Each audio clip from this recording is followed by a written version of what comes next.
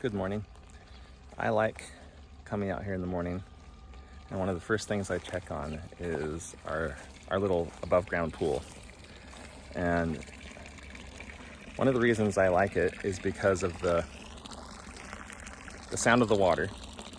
And this is not a big deal, but it's just a little solar panel that's hooked up to this little 12 volt pump. Again, not a big deal, but the sound of water is just such a nice thing in the morning.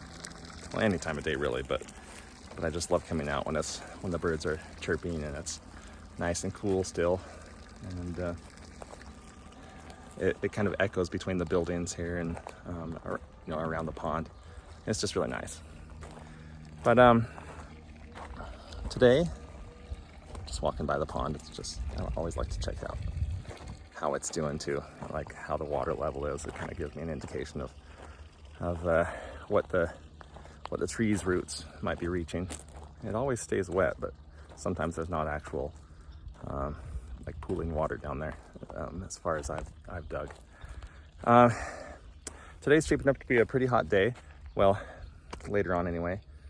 But we're supposed to be getting some thunderstorms in the afternoon. And I thought maybe this would be a good day to plant some trees. Let me show you what I'm mean. So every spring I take cuttings from some of our various trees, mostly the poplars. These are some variety of poplar, I have no idea. Just found them several miles away in this same valley where we live and took some cuttings, and now I've been taking cuttings off of our trees that have grown from those cuttings.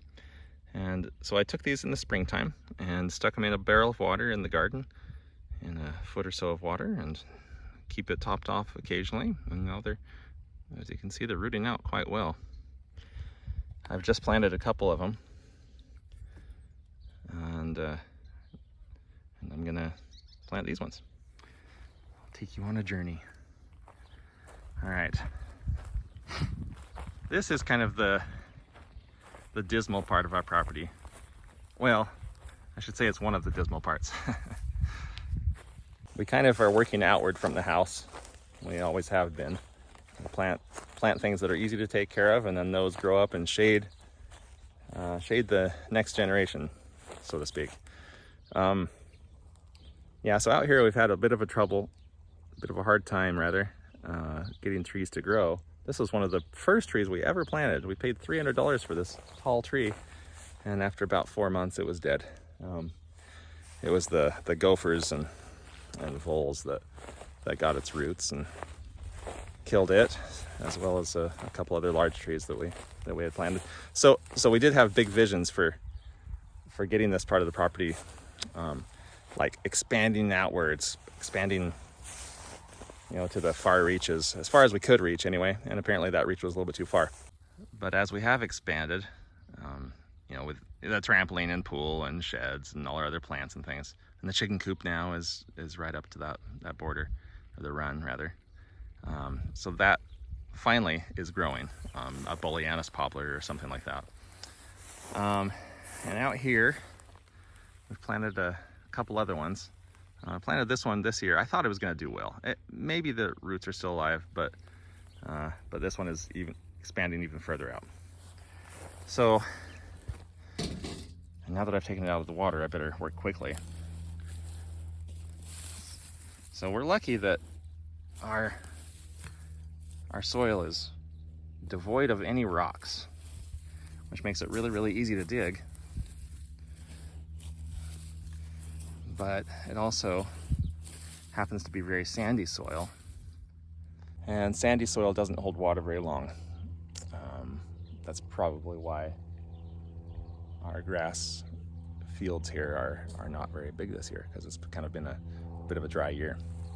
But the trees in the distance and nearby are doing great, because even though we do have sandy soil, we do have a high water table, because we're at the bottom of quite a large bowl, so to speak.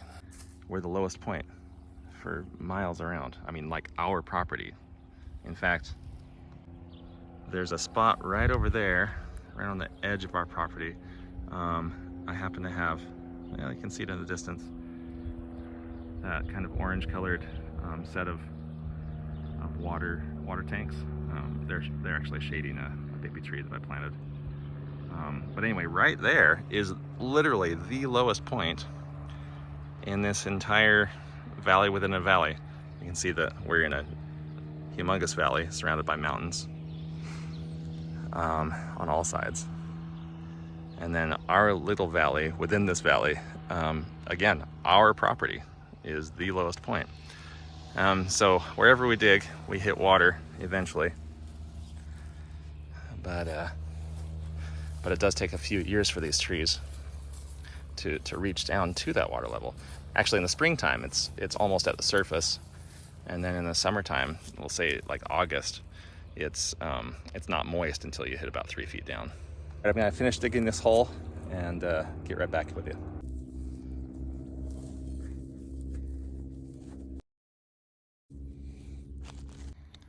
All right, I just wanted to show you how deep I've gone.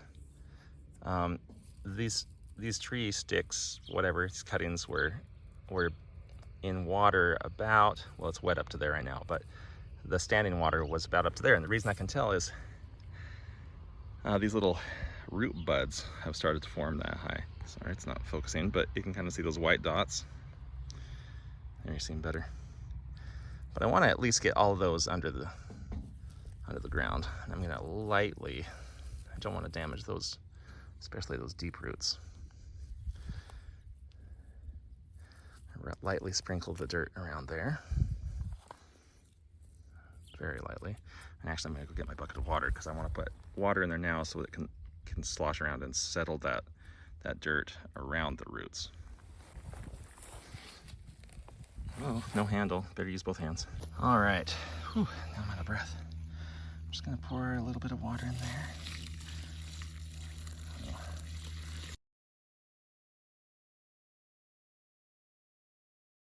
All right, and I'm just gonna bury it the rest of the way.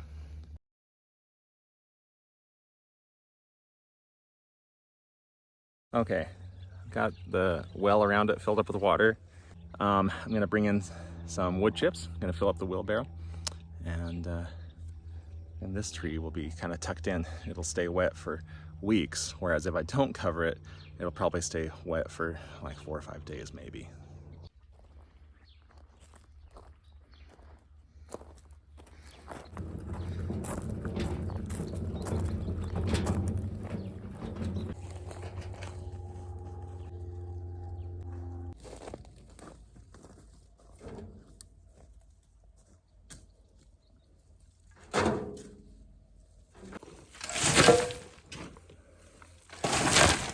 All right, I've got a pretty full wheelbarrow there. That's more than enough for that tree. So I'll spread it in other spots as well. But I wanted to show you something real quick. These piles have been sitting here for a couple years now. You can see how dry and flaky the top, well, about 8 or more inches is. And it's only after that that it starts to get moist.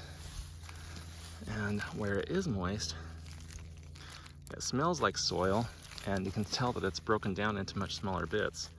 And then down here, which is at the bottom of the pile, now this is not the native dirt that it's sitting on, but you can see that while there are full chips in there, and it's probably largely fallen down from this pile that I was digging, but most of it is something like potting soil, and it's spongy and has a lot of water in it.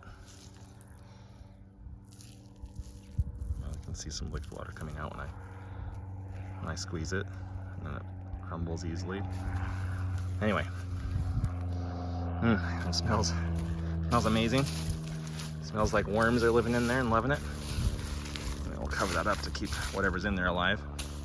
But it does kind of amaze me how much mulch it takes to cover that before it actually gets moist. It's not just a few inches, it's like almost a foot. So from there down to there, it's close to, well, 9 to 12 inches. Anyway, I've got a little bit of both in this one, hoping that the wetter stuff will inoculate the drier stuff, and of course I'll water it once I have it installed around the tree, and should be good to go.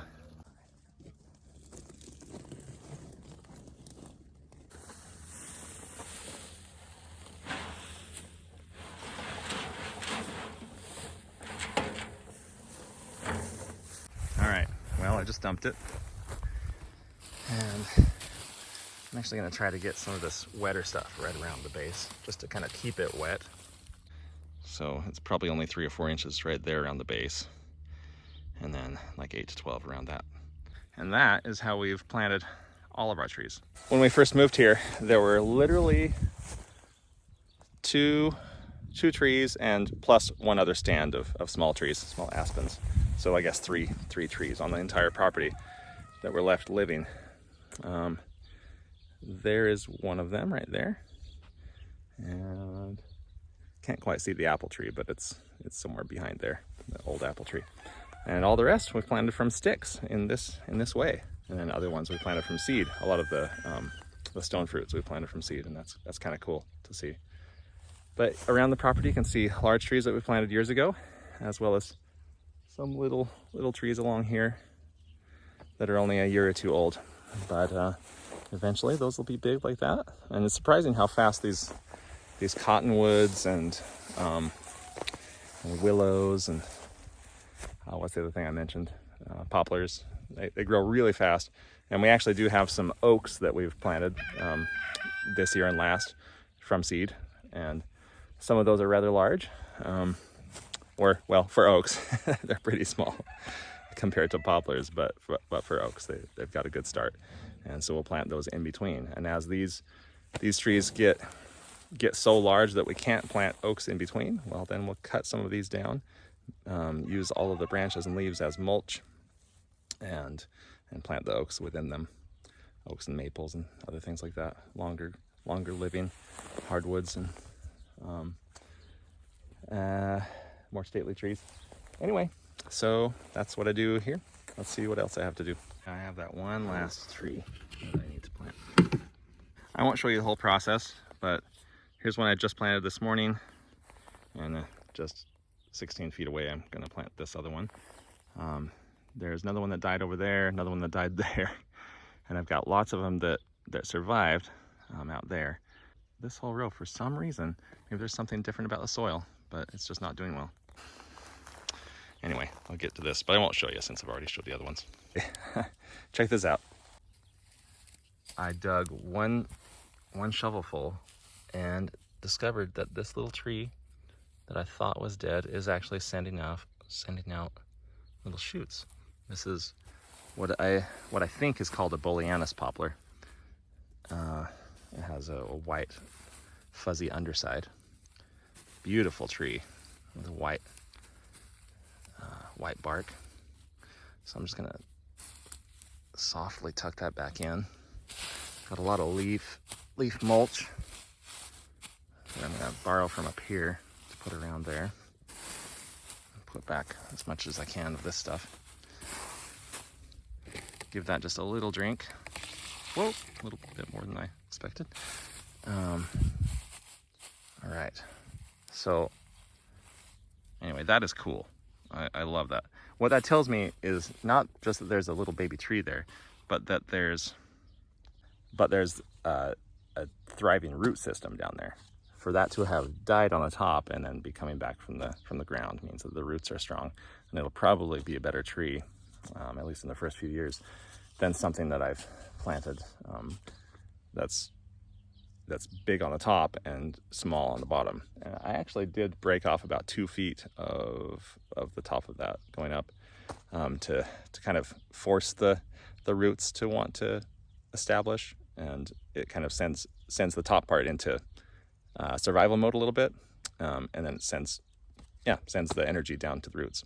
So if you're going to plant a big tree like this, whether it's from nursery stock or your own cuttings, it is actually a good idea to cut off the top as much as you dare. So I'm going to plant this one in the next spot. And lo and behold, this one's alive too.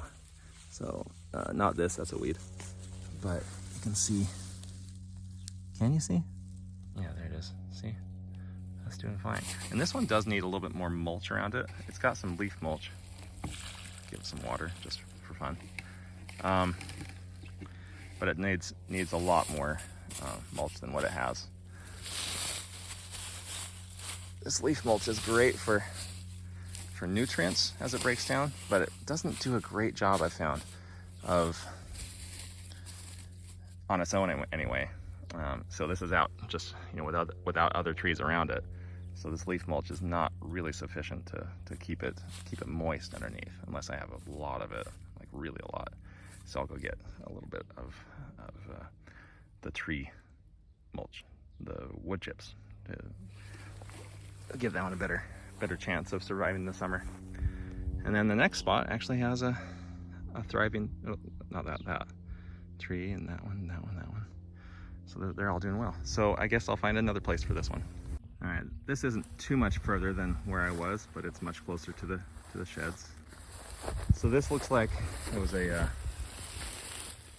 a maple or a chokecherry. I can't quite tell from the shape of it. And I'm pretty sure it's just really dead, actually.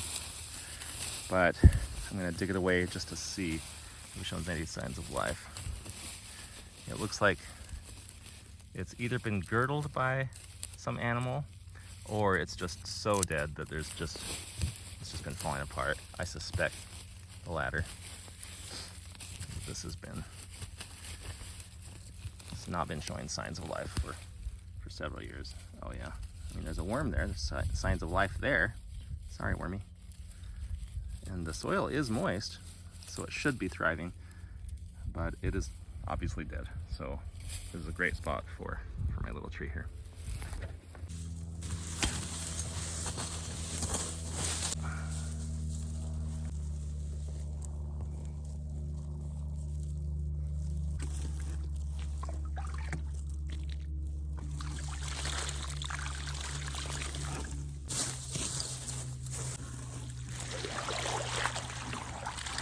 And that tree is planted now. I'll have to watch that one carefully. It looks like it might have gotten a little dry and hot while I was transferring it. On to the next thing. I still need to plant this arrangement of oaks and apples. 3 apple trees, 3 different seeds, and at least 8 different oaks of varying sizes. So, suggestions from you all. Should I try to plant them now as one clump? Should I try to separate them and plant even just a couple clumps? Maybe this one and maybe all the apple trees in one and choose the strongest later? Or should I wait until springtime, early spring, when they're still dormant, and try it then in an attempt to save them all? I don't know. What do you think? And also, if this were your property, where would you choose to plant oak trees? Actually, it is getting a little bit hot out here, so I'm gonna take a bit of a break. Oh, it's so nice hearing that water. I can't wait to use that technology, just, you know, a 12-volt pump with a solar panel all over the property, because it'll only cost me the price of the solar panel and the pump once. Those pumps are only like $12 on Amazon, and I've got several of the panels already. They're like 80 bucks. So it'd be so fantastic to have little tiny ponds and little water features, little fountains all over the property, and they'd be going every day. Well, every day that the sun's shining anyway. Whew. Anyway, even though it's not as hot as it could be, it definitely is still hot. All right, we'll go through this forest of chamomile, and I'll talk to you guys later. Bye.